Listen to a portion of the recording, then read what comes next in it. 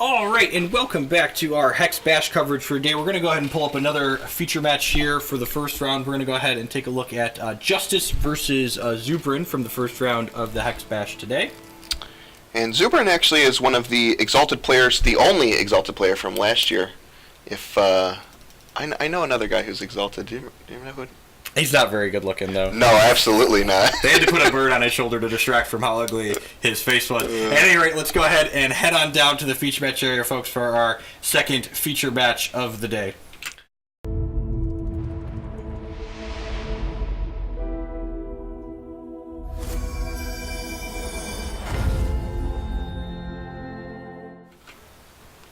Alrighty, well, it looks here like we've got another Sapphire Diamond control deck. This time, Zubrin looks to be playing a Puck and Balthazar deck. Yeah. So, Puck and Balthazar, a champion that for 5 charges, the game takes a look and sees the top card of your deck is a resource. It plays it out, so it accelerates you a little bit, and if it's not a resource, you draw that card and you gain 2 life. Yeah. This deck actually, we've seen it a bunch recently on the ladder. Plays some of my favorite cards. We can see Ruiner Hierophant, one of my favorites. This card has a lot of text. So whenever another troop that you control enters the play, it gains 1 attack and 1 defense also, which is pretty interesting. You can see the socketing here is kind of unique on this Ruiner Hierophant.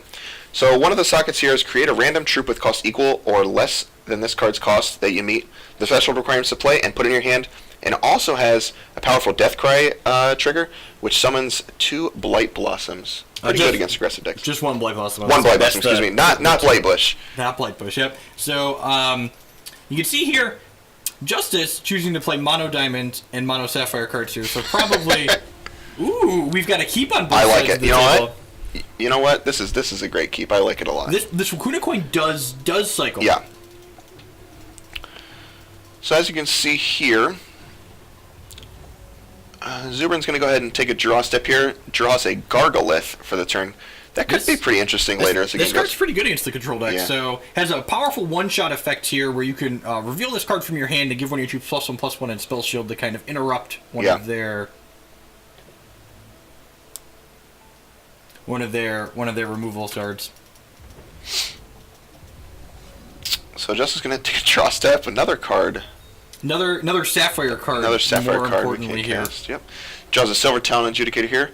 And this is actually kind of a good highlight why I think the ice are a little bit more powerful than the coin, because when you're looking for that resource, I'd rather put a random resource on top of my deck than take a random draw or something like this. Zubrin went ahead and drew for the turn there and has a 4th shard. So in Zubrin's hand here, we can see 2 wild shards, 2 Crocosaurs, a Gargalith, the Runeer, and a Carnosaurus also. So kind of interesting choice too. So the Carnosaur has the fight mechanic here. So when it comes into play, it gets to battle an opposing troop and can pick off smaller things like the Thunderfields here. And more importantly, it's whenever anything battles a troop, you gain some life. So it combos with the Crocosaurs we see here in hand. So when these fight, he'll gain some more life down the line. Yeah, absolutely. Good little synergy going on there. And as you can see, Justiis actually another Sapphire Ice in hand now. So we've gone from no Sapphire to 2. It's pretty good here. We'll eventually see whether or not we see the Carnosaur come down here, or if we want to be resource efficient and use the Runeer Hierophant this turn from Zubrin's side of the table. In Justice's hand here, they have a Sapphire Ice, a Runebind, a 14 costing Psychic Ascension currently. Man, that card has been in a lot of people's opening hands today. You're not wrong. And that's the type of card you really want it like 20 cards into your deck, right? Like you've set up and you've kind of played your game. The last 2 cards in Justice's hand, Clash of Steel, which could be real good here against Gargalith, and a Silver Talon Adjudicator. So we do see Zubrin choose to go with the resource-efficient play and play the Runeer Hierophant, and we see a Truffle Head get generated. Very the old nice. 2/2 for 2 when this enters your cryptic gets 4/4. Probably just going to be a 2/2 for 2 in this matchup. I don't expect the Mono Wild deck to get anything back from the discard For a pile. while, I believe it's just going to be a 2/2. Alrighty, Justiis again draws another Thunderfield Seer. I'm going to go ahead and Fate Weave here, and then play down this Thunderfield Seer. Up to 4 resources.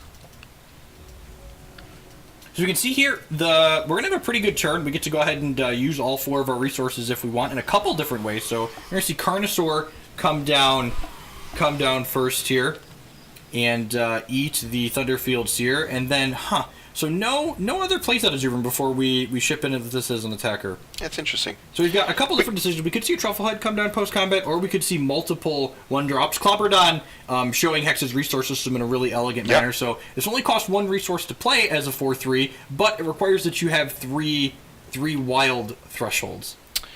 Yeah, the other choice here Zubrin has is you alluded to the 1-shot on Gargolith here, which might be... Oh, okay, that makes a lot of sense. Yeah. Okay, so we want to kind of keep our Runear protected from a card like Transmogrifade, for instance. Alrighty, so Justice here is at 27 life, and Zubrin is at 23. We're going to go ahead and try and put this Silver Talon Adjudicator onto the battlefield. Just drawing a couple cards. I say just drawing a couple cards, but... You know... And that is, remember, holding that Gargolith activation up is not completely free. While it does protect from something like Transmogrifade, it did give Justice the opportunity to deploy that Silver Talon Adjudicator and draw some extra cards. Yeah.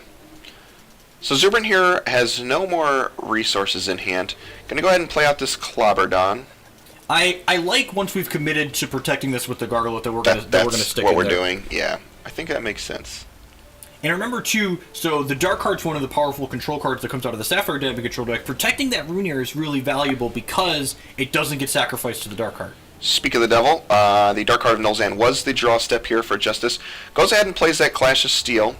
Going to get everything off the table here except for, like we said, the Runear Hierophant is the card that Zubrin chose to keep. Alright, Zubrin goes ahead and draws for the turn. It's a 5th resource, able to activate Puck and Balthazar, ramping us here, notably. Plays that extra resource off the top of the deck. I like Justice holding up the Transmogrifade as opposed to using aggressively on their turn. It makes Zubrin use their resources right now. Yep. So, while you can't Runebind the Gargolith activation because this is not a card, this is an effect on the chain, they can Runebind the Runear Hierophant, taking it out of play. Yeah, that was pretty nifty little chain we had going on there. There are upsides and downsides to Runebinding this Runear Hierophant, though. It does get rid of all of those buffs that it has, but when this card recasts, it's going to enter play and re-trigger that create a random troop. Yeah. Alrighty. Justice draws a Wakuna coin for the turn. It's going to be their 7th shard total here. We have a pair of shards in hand, the Wakuna coin and the Sapphire shard, followed up with a 11 costing Psychic Ascension. And then there's a Dark Card of Nulzan and a Silver Talon Adjudicator in hand. Pretty decent hand here. Yeah, honestly, and like we mentioned before, drawing that 7th resource in the Dreaming Fox deck is actually really good. Yeah. Because it allows you to activate your champion power on time. We can see here, we talked about the synergy between Dark Heart of Nulzan and Runebind earlier. Normally, Dark Heart cannot kill the Runear because it's socketed, but it's not socketed when it's a mysterious rune. That is true. We see the trade here of Crocosaur for the Silver Talon Adjudicator. It's an interesting line because the Silver Talon Adjudicator would die to this turn. It does give Zubrin the opportunity, though, to attack with this 3/3 Hierophant and push some damage through, which I kind of like, because the Crocosaur is not very valuable in this matchup anyway, so using it to push some damage seems good. Yeah, I think it's okay here. I think that's probably the thought process Zubrin is going through here. And we see here Zubrin's drawn one of their more powerful cards in the matchup, Balthazar here, so Balthazar's text box is a little bit of a poem here that we can help. And I'll never forget the first time I saw Balthazar while I was playing Hex. I was like, what on God's green earth does this card do? So the first time I ever saw Balthazar, I just played a guessing game. I didn't know it. I just was like, I don't know how many cards it draws or how much life it gains. I just have no idea. So to translate Balthazar for the audience, this card is a 1/2 for 6. So you know its text box is good because it's a 1/2 for 6. Yeah. So Balthazar gains 2 life equal to the highest defense among troops you control when it comes into play, and it draws cards equal to the highest power. So if Zubrin places Balthazar up next turn, for instance, they would gain 3 life and draw 3 cards. Alrighty. So here, and we see the attack here. I like it. You made the Crocosaur play to push this damage through, so that's definitely valuable. See the Wakuna coin cycle end of step here. Ooh. We see powerful draw card Bounty of the Magus added to Justice's hand here. Interesting. And it's prophesized notably also. Yeah, and that's really important. So the Escalate mechanic in Hex is really sweet. After you play this card, instead of it going to your discard pile like most actions, it gets looped back into your deck and it makes itself and all copies of Bounty better. So your next Bounty is going to draw one more card, and they keep going up and up and up. You think prophesized Escalate cards are any good? The prophecy with the Escalate mechanic is what you would call a combo in the biz. So our Thunderfield Seer that Justice had played out earlier modifies a card, adding a line of text, draw a card to it. And normally, you only get to leverage that draw card once. But because it's been put on this Escalate card, he's going to get to leverage that draw card every time this Bounty of the Magus comes back very up. good. Alright, so we see Justice draw a guidance for the turn. Going to go ahead and put a Silver Talon Adjudicator into play. That bird drew 2 cards and gained 5 life. Sure did. It sure got did. a little tingly, Matty. We are up to 24 for Justice now.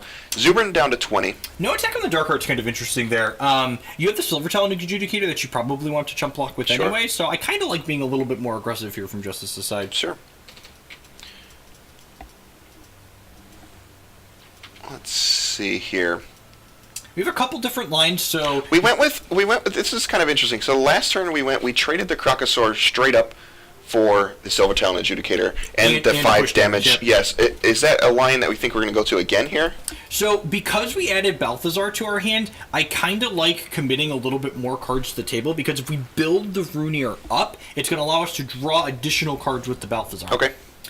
That being said, giving the Sapphire Diamond control player more draw steps gives them more opportunities to draw cards like Runebind to make your Balthazar much, much worse by runebinding the cards that you put into play. Yeah, that was pretty gross here for Zubrin. Justice went ahead and used the guidance and found another Silver Talon Adjudicator. And remember, we mentioned this last match, the bird is less good when you're as far ahead as Justice is right now. It's not getting like forward drawing cards. It's very unlucky. Alrighty, we guidance again and found Bounty of the Magus. This is a different copy. And we know this is a different copy because it's not prophesized, but no, this one draws 2 cards now. Pretty good. The first one also drew 2 cards. That's true. Yeah. Alrighty. So no attack here again for Justice. Means his Trufflehead is going to be into the bin for Zubrin. Artisanal Cheesesmith. Artisanal Cheesesmith is generally one of the better cards in the matchup against these more grandy control decks, but it's not particularly good when there's a dark card on the other side of the table. Yeah, pretty rough living out there for the Cheesesmith. This is actually a card that I think is going to be pretty well positioned starting Monday after the Lasgard's Vengeance ban. It's a card that's like reasonable against aggressive decks because it's a 2/3 with lethal, while also generating cards against control decks. Yeah. But it was just in kind of an awkward spot because it has 4 toughness or defense or less. The random cheeses that this generates every turn, there's one of 3 different cheeses you can generate. There's a Cheese Goliath, which is a 7/5 with Crush. There is a Dragon Valley Brie that gives you a health point every single turn as a constant. And there's a Kraken Barrel Cheddar that for 6 resources puts any card from your crypt back into your hand. Guess what card is in our graveyard currently? We said the Trufflehead. The Trufflehead wasn't going to do anything. You said you're a liar. I am a liar. I am a dirty, rotten liar. So Trufflehead out of the crypt could be real interesting with Artisanal Cheesesmith. And we see here, I mentioned, playing those troops out to make the Runier Fire Event larger is valuable. And now the Runier's large enough, they can attack into the Star card. Runebind gonna stop that play. I was kind of fond of that Runier Hierophant. I was excited for it.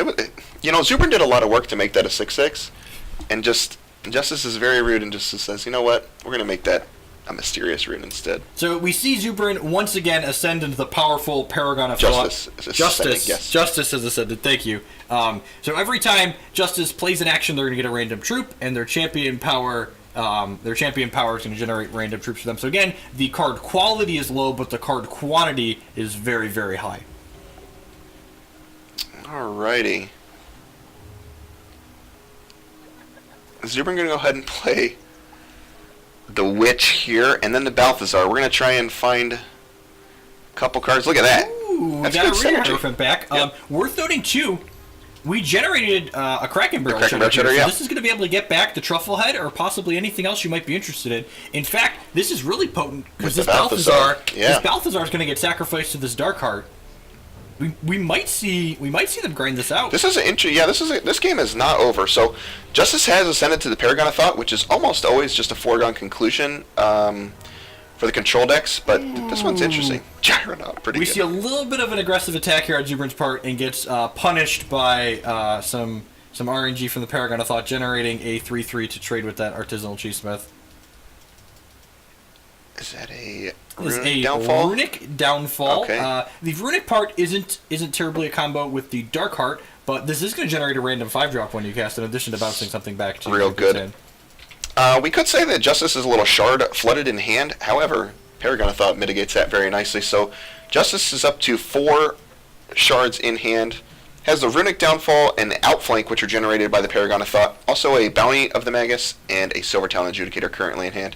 And this is, again, not the profit different one, but this one draws 3 cards. And at the point where your Bounties of the Magus start drawing 3 or more cards, your Bounties often draw you more Bounties. Yeah.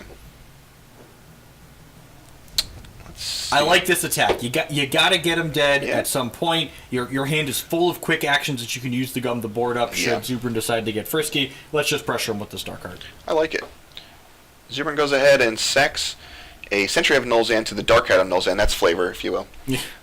And goes ahead and draws for a turn. Looks like an Eternal Seeker was the draw for a turn.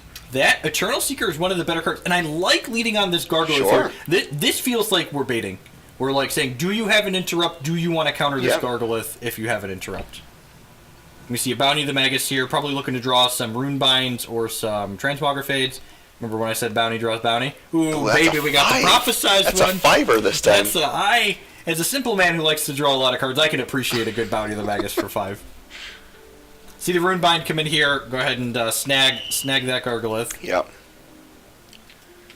Alrighty, so that was... I liked it by Zubrin there. Just used all the resources, said, you know what, if you have it, you have it. Yeah, and I mean, you got to just ask those questions when you're on the other side of the table. The control deck doesn't always have it. Sometimes they pick up a bunch of cards and it's a bunch of resources. Sometimes they draw 5 to 6 cards with their 3 drops. And the next one's going to draw 5 more cards. And remember, there are only 20 cards left here in Justice's deck, and 3 of them Yep. are more Bounty of the Magus. Wow. Wicked. Wicked stuff here. Alright. That one is the draw 6 that we alluded to earlier. Justice up to only a minimal 13 cards in hand currently. It's kind of this is my favorite part of the control. I can really appreciate Zubrin letting Justice play this out, because this is the fun part, right? Yeah, it's where you very get to nice. generate your random troops to kind of figure out how are we beating you inside of combat. Alright, we got a pretty good board state going on here. We generated See, a Lost in Time here, oof. which can it's technically card disadvantage, but I feel like Justice has the card advantage on lock. You think so? Able to generate a little bit of tempo here with this Lost in Time. Continue pressuring with our Dark Card. Oh, Clash of Steel. We This made it- card, everyone picks just one single card, Only one. and all the rest of them go away, which is a combo with Dark Heart because they have to sacrifice their last card every turn, assuming it's not socketed. Sure. Sure thing. Alright, Justice makes the play of keeping the Dark Heart of Nolzan, while Zubrin keeps the Runir Hierophant. You think this Rooney's going to get Lost in Time? You know, I think it's pretty fair to think that. Let's see.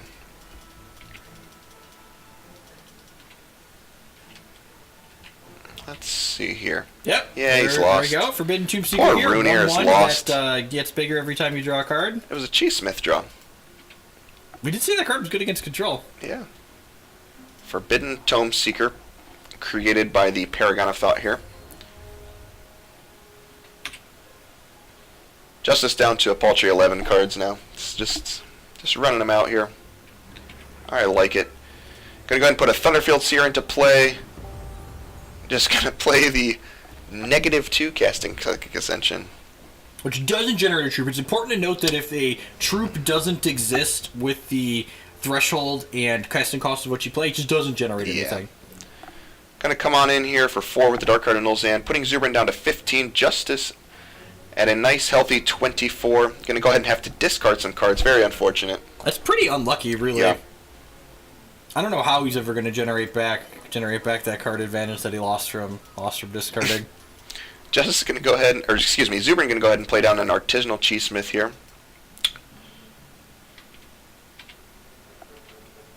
Still fighting along here. I like it.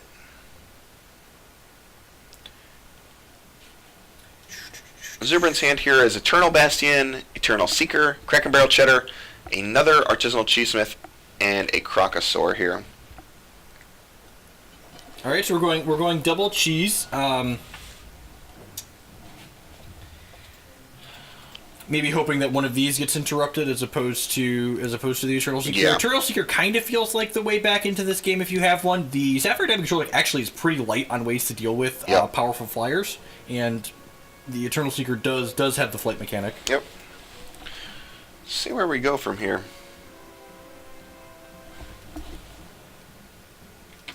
Yeah,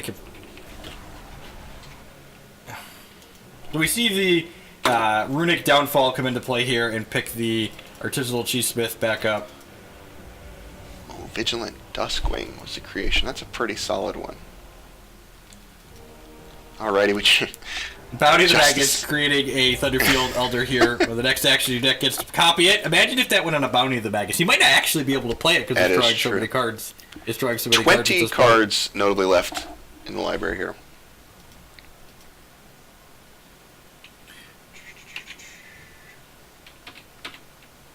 Ooh, look at that pretty card. You see how pretty that is? We have one of Hex's AAA Into the Unknown. So you can see the animated alternate art on the Into the Unknown. That it's one of the prizes for. Is that the Clash promo right now? Right? Yes, I believe that's correct. Sabretooth is this one. And we Boy.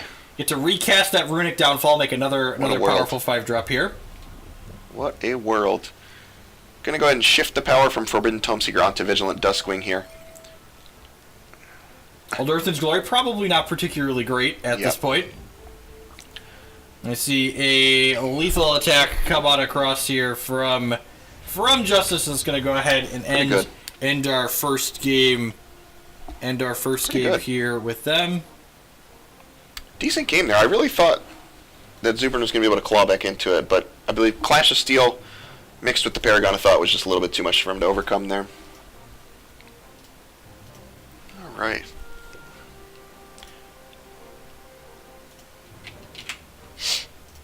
Let's go ahead and get on into our second game in this match here. So Justice is up 1-0. See if Zubrin can tie it up in the second game here.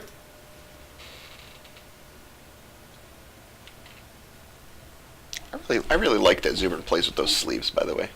As you can see here, and we mentioned Zubrin as one of our Exalteds here, so if you have the Exalted Professor in your Hex collection, this is a card in Zubrin's likeness. So one of the great things Hex does for the community is give the Exalteds a card in their image, and the Exalted themselves gets a sleeve here with their image on it. Zubrin's hand here is pretty interesting. We have 2 Witch of the Wishing Wells, and we have another powerful reserve card in Scorn of Oberon in this matchup. I actually really like Witch of the Wishing Well in general. I think this is another one of those cards that just gets a pretty good leg up with Lasgar's Vengeance rotating out of the format.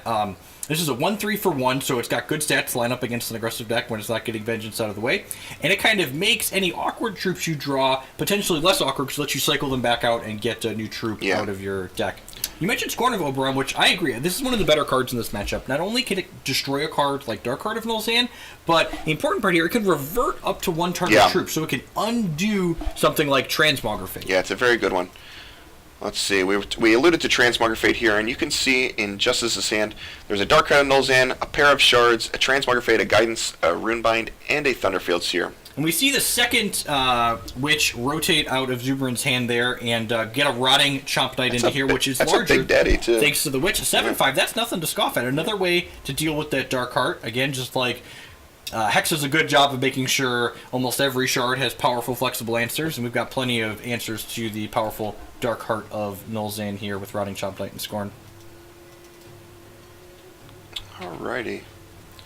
Justice is going to go ahead and play a Sapphire Ice out here, and a Thunderfield Seer for the turn. So I was going to say the Fate Weave kind of go either way. You kind of want a 5th resource, but you also don't mind more action. I think because we played the Thunderfield Seer, I would assume that they Fate Weaved a non-resource to the top there. Oh boy.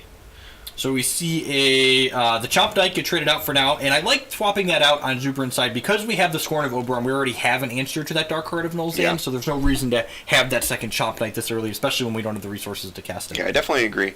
So the Rotting Chomp Knight went back in. We put a Might Singer of Ages, which is kind of a powerful one, kind of forgotten about, honestly. Yeah, and again, the Wild's just kind of been in a tough position, but this Might Singer of Ages is a very potent, powerful wild card. And this card, this is a question that I've seen come up on stream a lot. This card works the way you want it to with your Wild Ice. So this card says whenever you gain a Wild Threshold, it checks if the top card of your deck is a troop, and if it is, it draws that card into your hand. So the way it works with the Wild Ice is your Wild Ice lets you Fate Weave, and then Might Singer triggers. Pretty cool. So you can Fate Weave, and if your deck's full of troops, you're likely Fate Weaving a troop as a non-resource, and then immediately draw it with the Might Singer. Pretty neat one. We have one other minor replay bug here. You'll note there's a counter on this Might Singer of the Ages. That means this card ends the game with one counter on it. Somehow normally this card doesn't have a counter. It's just a small glitch in the replay system, which is currently testing software. Man, Justice's hand is really shaping out pretty nicely here. We have a third and a fourth resource in hand, also with just a bunch of powerful removal spells here, and 3 Transmogrifades, a Runebind, and a Dark Heart of Nulzan. Yep, so I wouldn't be too surprised to see a Transmogrifade get pulled the trigger on this Cheese here, because remember, every time Zubrin gets to ready with this card, he's going to get a powerful random cheese. Or maybe a stinky random cheese, one of the Could two. be. Some of them smell worse than others. That's true. Alrighty.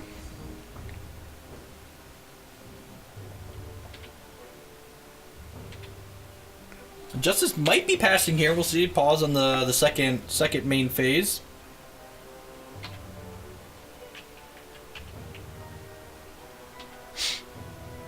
We're thinking. Nope, we're gonna go ahead and let Zubrin generate a cheese here. And we got kind of a stinky cheese for this matchup. Yeah, so cheese.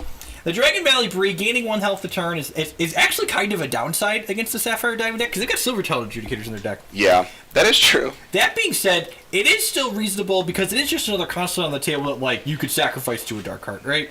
That is true. All right, so this Transmogrifade here is going to turn our troop into a Copycat. I like coming across here. Thunderfield Seer trade feels good. The Cheese Smythe connects, and every time this Cheese Smythe connects, all the hand in your cheese gets, all the cheese in your hand get cheaper, even the stinky cheese. Even the stinky cheese. So we see here Zubrin plays the wild resource out here, which says to me that they're not going to play this Might Singer of the Ages out, which I kind of like here. He has the answer to a potential Dark Heart and Scorn of Oberon here in his hand, so I like waiting on that. Alright, so Justice plays a 4th resource out and just goes ahead and puts this Dark Heart of Nulzan down on the table. I'd be pretty surprised if we don't see Scorn of Oberon in end of turn. Yeah. Just take that Dark Heart out, which Scorn's a quick action, so you don't want to lose your Artisanal Cheese Smythe. Maybe he'll make some less stinky cheese this turn. Justice notably is out of shards in hand, stuck with a Runebind, 2 Transmogrifades, a Bounty, and a Dark Heart. That 5th resource is great for Zubrin here. Yeah. Not only does it trigger the Might Singer, but it gives him the additional charge to activate Puck and Balthazar for the turn. Very good. We see our Dragon Valley Brie ticked out a 2 here, and probably just, I'm not surprised to see the turn pass there. We have the powerful Gargolith in our hand yet again, so we can defend his 2 potent troops with Transmogrifades. This Rotting Chop Knight might be pretty good this game. And Justice has a lot of decisions here. He could either go for the Transmogrifades on the Might Singers along with Runebind to kind of back it up, or he could just stick the Dark Heart into play and like hope the Runebind is enough to protect this card from anything that's going on. Yeah, there's quite a bit of choices here. Gonna go ahead and play out that 5th resource here. Just gonna put a Dark Heart into play. I think that's probably just like the safest line is, you know what? I'm just gonna play this and hope Zubrin doesn't have another instant speed answer. Yeah, I don't hate this line at all, and especially like even if Zubrin has a quick speed answer in like another Scorn of Oberon, Justice has the Runebind to protect it. You'll see the Might Singer here. Every turn they have 5 thresholds. This thing gets +5/+5 permanently. So this is an 8/8 now, and next turn it's going to be a 13/13. This card hits hard and fast. Very good. Alrighty, so Zubrin drew an Eternal Seeker for the turn. We are in hand here is a Kraken Barrel Cheddar, and a pair of Dragon Valley Breeze generated from the Artisanal Cheesesmith, a Gargolith, Eternal Seeker, and a Rotting Chomp Knight here. And with the Dark Heart of Nulzan in play here, you like just trying to get the Chomp Knight down? So I feel like playing the Dark Heart out with one resource up screams Runebind to me. I feel like if you don't have anything else to do, you just have to play the Rotting Chomp Knight and hope, but I feel like Zubrin has some play to what they could do here. I kind of like just playing out the 2-cost Dragon Valley Brie and continuing to hold up the Gargolith activation. The Dragon Valley Brie insulates your Might Singer against a potential Dark Heart trigger for next turn. we let the Transmogrifate happen. That's interesting. That just means the Chop Knight's It gives coming. the opportunity for the Chop Knight to That makes sense. I like that a lot. I was thinking I want to protect my threat, but resolving the Chop Knight guaranteed is definitely the better play here. I like it. I like it. Still a six power guy on the table here. It's pretty quick clock. See, the Verdant Mill get a counter there by Exhaust. So the Verdant Mill, if you get 5 or more counters on this, whenever you play a resource, you generate a 2/2 Wild Child. Alrighty. Gonna come back to Zubrin on a second Gargolith. That Chop Knight could go the distance. I say, he's going the distance. He could go the distance. And remember, like, there's the Transmogrifate. You're probably going to see a Gargolith protect this. Yep, sure. So take 7. And remember, this thing's got 6 power normally, so that means just 2 more attacks. And this Chop Knight's going to put Justiis in the ground. I like just passing here again, because even though we've used the one shot on this Gargolith, Zubrin's got a second Gargolith in hand. Just, like, really roughing up these control decks. Unsuspecting. Alrighty, Justiis, you see here, draws a Ice for the turn. It's notable here because this is going to be the second resource for Justiis, and it could set up for the 7th for the Oracle Song. Yeah, I definitely like Fate Weaving a resource at the top of your deck here, so that way you can activate Dreaming Fox's power to create an Oracle Song and put it into your hand. So it goes ahead and plays the Diamond Ice with a pair of Runebinds and a Dark Heart in hand. Yeah, I 10 out of 10 expect to see the Dark Heart come down here. I guess it's a little bit awkward because, like, get the Verdant Mill. The Chomp Knight, if they sack the Chomp Knight, this dies. And, like, then you've gotten their threat off the table, but at the same time, you've lost yours as well. This Kraken Barrel Cheddar actually might be pretty good, too. Because, like, we see the Runebind on the Chomp Knight here. I like this line a lot. It's kind of a gamble. It is. Because if Zubrin hits a resource next turn, he's just going to get to replay this and eat the Dark Heart, and then he has a Chomp Knight, and Justiis doesn't have a Dark Heart anymore. Going to be in pretty... Oh, there's a Gargolith. Second Gargolith, yeah. Okay, yeah, I like that, and I like the pause there. Honestly, like, it depends on how much you want to gamble, right? Because if there's a resource on top of your deck, letting this Runebind happen is great for you. If there's not, and there wasn't, you'd be in a lot of trouble. That is true. I like this Surviving Chomp Knight. You know, Zubrin here has a full hand against just a Runebind, and I think it's pretty fair for Zubrin to assume that there's a resource on top of Justice's deck. So I think the world is kind of Zubrin's oyster here. So he doesn't block with the Dark Heart, right? So that screams to me one of two things. He has to have something to answer this Chomp Knight because he wants you to sacrifice the Chomp Knight. So I really like Zubrin's line here of, like, let's just go wide and like hope you don't have a sort of Clash of Steel is the card I'm looking for. So that way I can sacrifice things and continue pressuring you with my 6-drop. So Justice put a non-resource on top, and there's a Pride's Fall was the draw here. Okay, interesting, but still kind of awkward. Because again, if you kill this Chomp Knight, it's got a Death Cry to blow up this Dark Criminals in here. All right. And to be honest, these Dragon Valley Breeze are just really nice fodder at this point, you know. Yeah, and we mentioned they weren't going to be good in this matchup, but they're being very reasonable. They are, yep. Alrighty. Zubrin draws a Clobbered here, which is super powerful 1-drop at this point in the game. Let's take a look at Zubrin's Crypt here. So they could recover this Scorn of Oberon with that Kraken Barrel Cheddar and eventually shoot down this Dark Heart as well. Not going to be too surprised to see an attack. I like the attack with the Wishing Witch there. It's a little bit aggressive, but if they want to block here, then they lose this, right? Then they lose to this. So they're pretty obligated to block here or have an answer for this. Yeah, so you see they do conveniently have a Runebind in hand. But it's really, really rough here. It's kind of uphill for Justice the rest of this game, it feels like. Lots of cards in Zubrin's hand. It's a touch awkward that we're like got the Gargolith and the Eternal Seeker, but the Witch really honestly goes a long way towards smoothing out some of that awkwardness that occurs because it allows you to cycle these larger threats back into your deck that you aren't currently in a position to cast.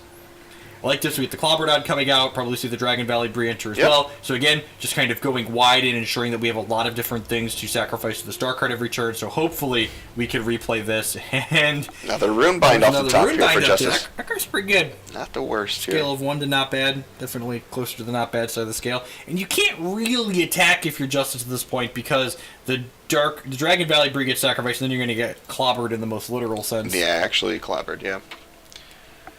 So let's see here. Yep, no attack it looks like here. Going back to Zubrin here. Sacks the Dragon Valley Bree. Draws. Ooh, we hit the resource. And this is actually, the resource is good for two reasons. Not only does it do this, but it allows us to play this Balthazar, which is going to let us draw 4 cards, which will likely re-trigger this rune again. This Kraken Barrel Cheddar is looming also. It's certainly looming here. I'd be pretty surprised if we don't see the Balthazar come down. Yeah, definitely. Fantastic. Draw 4 cards, gain 3 Hit life. the resource for the Mysterious Rune. Which replays the rune, which then destroys the Dark Heart, which then lets us get our Clobber on. Sure, double did ya. I like it. Alright. Even something like Dread End isn't an out at this side for Justice' side of the table because they'll turn into 1/1 Dreadlings, and Justice is down to 2 life. Yep. And Into the Unknown is certainly not going to do it. It is wonderful and animated though. Beautiful looking card. It was an interesting game there. Yeah, a lot of back and forth, and I think that game showed kind of a good reason why like the control decks can often struggle in a more diverse mid-range format. Like this, I think the Sapphire Diamond control deck is definitely one of the best decks in Hex's current constructed format. But I think once we get once Lasgar's Vengeance rotates out here in a bit, the control decks are going to have a lot harder time because they're going to have to answer a wider range of threats. That game also showed a lot. Zubrin has a lot of respect for the Dreaming Fox deck out of the reserves, it seems like. You know, and those cards really took over. The Chop Knight did a lot of work, and also the Scorn of Oberon was very nice too. So yeah, and the Scorn was just a 1-for-1 there, right? Like there's times where it can like generate a 2-for-1 and like undo a transmography, but even just as a 1-for-1, it was very potent. We see Zubrin very quickly mulligan a hand that doesn't have a lot of pressure in it, and Justice keep a hand that I love being able to keep. Because ice, baby, they are wonderful. So that ice certainly fate weaved a resource to the top of Justice's deck there. This is a pretty gross one. So Justice kept the one charter. It was ice, and guess what? It found an ice. Yep. Ice, baby. Yeah. So I bet that ice is going to get another resource. You think so? And if that ice gets another ice, we're rolling. Ice, baby, we're going to roll right on off into our first 4 resources. We're freezing at this point. Yeah. It's so cold. So Zubrin has. Might Singer come down pretty unlucky. Justice missed the other ice there, but they do have this bounty of the Magus here, which is likely going to help them. Draw into some more resources. Very good, yeah. Zubrin in desperate need here of some resources. Third resource here would be ideal for Zubrin's side of the table for sure. So Zubrin finds the untap Wild Charge, which is very nice here. It triggers on the Might Singer, which we missed, so the top card of Zubrin's deck was not a resource here. I'm not going to be too surprised to see this come across. I'm pretty sure Justice wants to cast Bounty this turn. And Zubrin, again, choosing to like pace himself a little bit and respect that the potential of a removal spell. Guidance. Let's talk about how much better this card is than Arcane Focus for a second here. Justice needed a resource, and Guidance goes, I got you. Gotcha, no big deal. And Guidance finds an ice. So that's going to lock up the 5th resource here. So we've gone from keeping a 1 resource hand to making our first 5 resource drops with the control deck. Just beautiful. Just how you draw it up, honestly. So Zubrin is stuck here with a Scorn of Oberon, a pair of Gargulus, an Eternal Seeker, and a Rainier Hierophant. A third 8 drop added to the hand here. The good news is this Might Singer is really safe. That baby is never leaving. And Justice taking the read here that there's probably something going on the other side of the table. I should not play my Transmography into potential Gargulith here after getting got by it a couple of times here. Silvertail Adjudicator here, not gaining life, but it is going to draw 2 cards. Well, yeah. This is an interesting line of Zubrin's parts. We've chose to activate the Gargulith in response to the Silvertail Adjudicator. Yeah. Best response NA from Zubrin. I think we realized we made a little bit of a mishap there. Justice doesn't go ahead and transmograph. I feel like from Justice side of the table, what is there that could possibly punish me for transmogrifating in response there? Yeah, I don't know. At one open resource, I don't think there's too many things. Maybe just like just hanging on to it for a while. I don't know. Maybe we're just waiting down the line. I guess the 2/2 isn't really too impressive. Yep, that's fair. And you know that they're shard light, so them drawing more troops isn't really a big deal at this point. Yep, and Zubrin, and this is one of the kind of tough things too, is that you kind of committed to this, I'm going to protect my threat line, Yeah. and he's been kind of punished for this line by not being able to draw any more resources, so now he's just getting further behind on the board here. Yeah. And Justiis has the Runebind to protect the Dark Heart here, and we chose to Runebind the Scorn, which is kind of interesting. Yeah. It's worth noting, if Justiis chose to Runebind the Dark Heart wouldn't have died. And unfortunately for Zubrin bricks on a resource yet again, Yep. so they're not able to recast this and punish and kill the Dark Heart. Yeah, it's not good. Didn't really work out the way Zubrin had intended this game so far. Did take a mulligan, and it was a 2-sharder, but I think it was a pretty reasonable one. Yeah, I think his hand was a perfectly reasonable keep. He had Yep. some interaction, and we hit the Might Singer was good, but just like not hitting this third resource or this fourth resource until turn 5 or 6 here is just probably going to be a little bit too Yeah, it much. certainly hurts. And Justice has pretty diverse set of tools going on in hand here, so.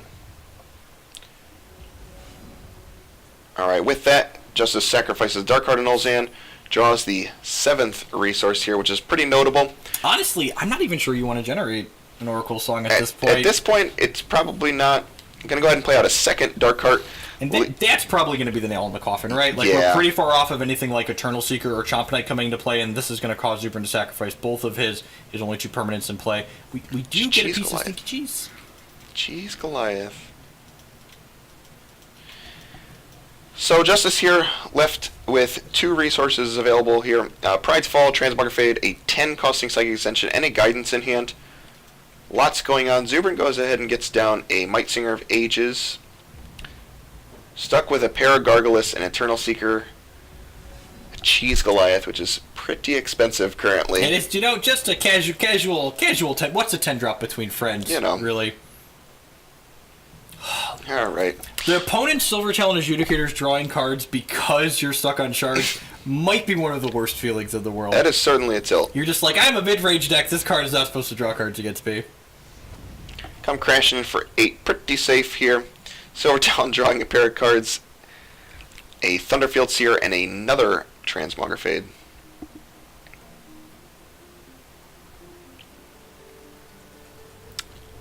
Alright, let's see where we get here. Zubrin taking it on the chin for coverage here.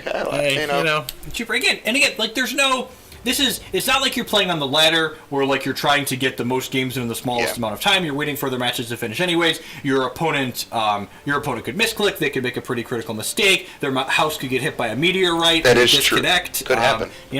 Make your opponents actually kill you. There's nothing wrong with that. And we see here Zubrin picking up one of his answers to a Dark Hearted Nulzan. So we're just, one more answer away from maybe clawing our way back in here. You never know. Alrighty, so... And honestly, this Dark Heart's going to remove the Silver Talon Adjudicator, so Zubrin has a little bit of time here. It's not great. It's basically do or die here in the next couple turns. Thunderfield Seer popping on out here.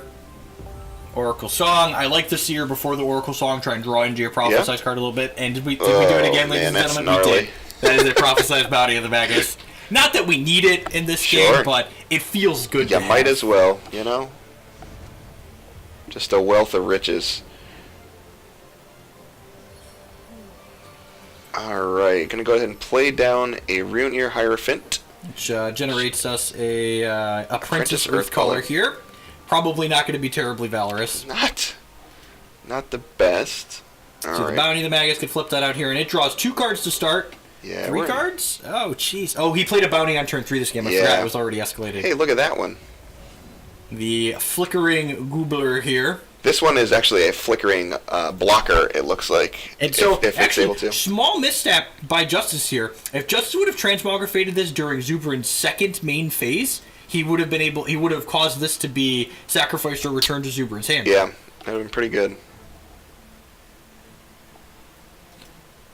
Alright, we have Into the Unknown here. Just draw another Silver Talon Adjudicator. That's got to feel pretty good. Gonna go ahead and Ascend instead, because you know what? Why not? Just, if you're a little bit ahead, why don't you just get even more ahead here? And our Paragon of Thought generated a Lanapause site. I feel so bad for Justice. You just had to discard a card. Yeah. It's unable to play anything out. Pretty rough sledding. Alright, Puckett Balthazar draws a... Eternal Bastion, nice. Draws an Eternal Bastion. We have to play a 2-drop and a 3-drop out here. Alright. See, Into the Unknown getting played on the Might Singer mostly turns it into a No. Marlies. Okay, sure. We mostly just want to get things off the table from Justice's side, right, so you can start pressuring them adequately. You want to kind of go wide and kill them. The rating's kind of on the wall at this point. Bluebell Dryad. That one's pretty fun. You could hope your opponent gets too excited with Bounty the Magus and accidentally decks themselves, I suppose. That is true. We see a Well of Purpose that draws a card that's been prophesized by the lineup plus I come off the top here. Honestly, Ooh, I'm not even sure. Breeze, I'm too. not even sure you want to play the second dark card out because it makes you sacrifice 2 of your troops a turn. So you might just want to That is true. move to hand size here and just keep going wide. I mean, anytime you can move to hand size, is awesome, right? It just like sends the best. message: I have all of these cards, but I don't need these ones to win Yeah, these the ones game. I don't need. Yeah. Eternal Bastion going to be the play here for Zubrin. One of our last gasps here. It feels. We have clean Pride's Fall. Pridefall is going to spell lethal out for Justice side of the table. We have to sacrifice this Duskwing Shepherd to our Dark Heart and then crack in for its head here. Alrighty.